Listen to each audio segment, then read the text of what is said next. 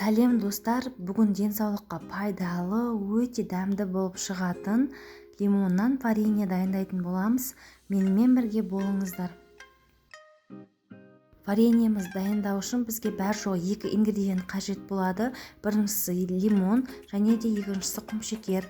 Ең алдымен лимонымыздың сыртындағы артық восктан арылу үшін ыстық қайнап тұрған кипятокқа 1 минутқа салып аламыз. Содан соң суын төгіп тастаймыз және де лимонымызды осылай бас жақтарын алып тастаймыз.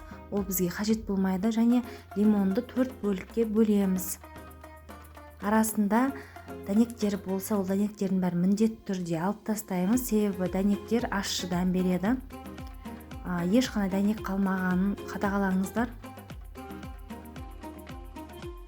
Барлық лимонымызды осылай тазалап алған соң мясорубкадан өткіземіз. Міне осылай бұл өтеді. Содан соң үстіне құмшекерімізді салып, үстінен аздап судан құямыз.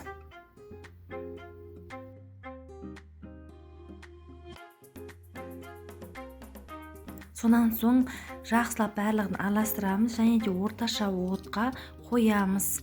Үнемі астын араластырып отырамыз. Біздің осы вареньеміз бір рет көпіршіктер шығып қайнау керек. Сол кезде өшіреміз оттың астын.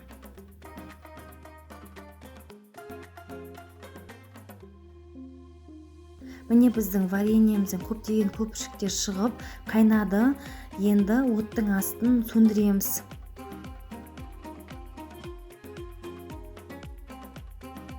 Тазалап жуылған банкаларымызды су моншасында булатып аламыз және де вареньеміз ыстықтай құйып, бетін крышкасымен жабамыз.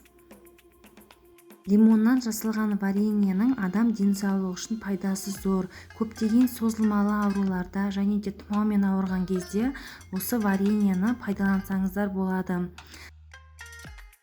Дайындаған вареньелерімізді міндетті түрде салқын жерде сақтаймыз.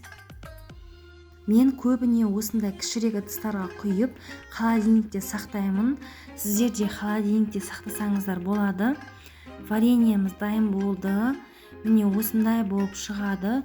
Түсі өте әдемі, ең бастысы пайдалы. Міндетті түрде жасап көріңіздер. Менімен бірге болғандарыңызға көп рахмет.